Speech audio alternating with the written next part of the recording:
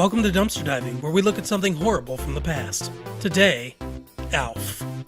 We begin the episode with ALF, that puppet with a child molester's voice who populated the nightmares of 80s kids everywhere, making a cake for Willie and Kate's anniversary. They appreciate the effort, but have to inform ALF they've made plans. They're going to see a stage production of Nicholas Nickleby and can't stay for the dinner ALF made. Incensed, the alien screams at them that the play is awful and then drops plot details. I can't really call that a spoiler though. Even in 1986, the book was 148 years old. ALF becomes depressed and starts listening to a talk radio show. A woman named Jody calls up and complains of being lonely as well. She says she's new to the area and it's hard to meet people. Inspired, ALF calls up the radio station and tells them to give the girl his phone number. This is how it was done before Tinder, kids. If you wanted to hook up, you had to do a lot more work than just swiping right. The phone rings immediately, a good sign that Jody is desperate and ready to go.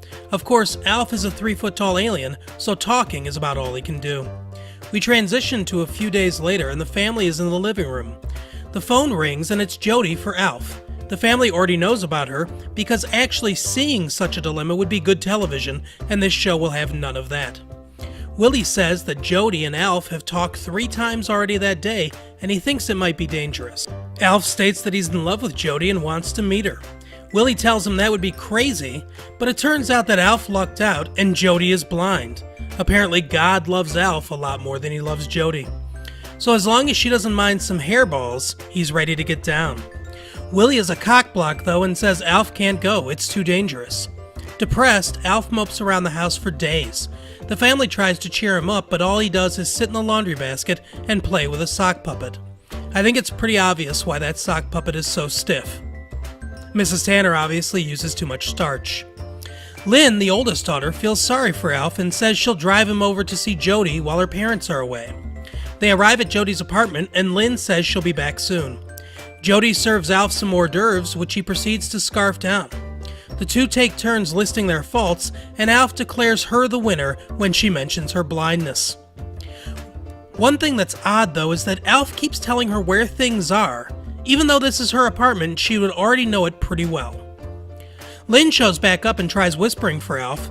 Of course, since this is a television show, Jody has that extra keen hearing that all blind people do, and knows another woman is calling his name. ALF says he lives with Lynn, and Jody is jealous. He says it's not what she thinks, and that Lynn is only 16. Not wanting to be part of whatever weird sex cult ALF has going on, Jody asks him to leave. That's when ALF takes her hand and says that he can explain everything, and he wants her to trust him. Jody is apparently extremely hard up and agrees to trust him. Then Lynn and ALF leave. Jody holds her hand to her face, obviously confused about what she felt. ALF and Lynn make it home just before her parents arrive. The episode ends with ALF telling Lynn that he invited Jody over for dinner Saturday night. Only we never see Jody again. I think the reason is obvious. Willie found out about what ALF and Lynn did, and to keep ALF a secret, murdered Jody right before hitting the crack pipe. Thanks for watching this episode of Dumpster Diving. Come back every Thursday for more episodes and every Tuesday for deleted chapters from famous novels. Give us a subscribe, comment below, and check the description for our social media handles and other websites of interest. Thanks again for watching. See you next time.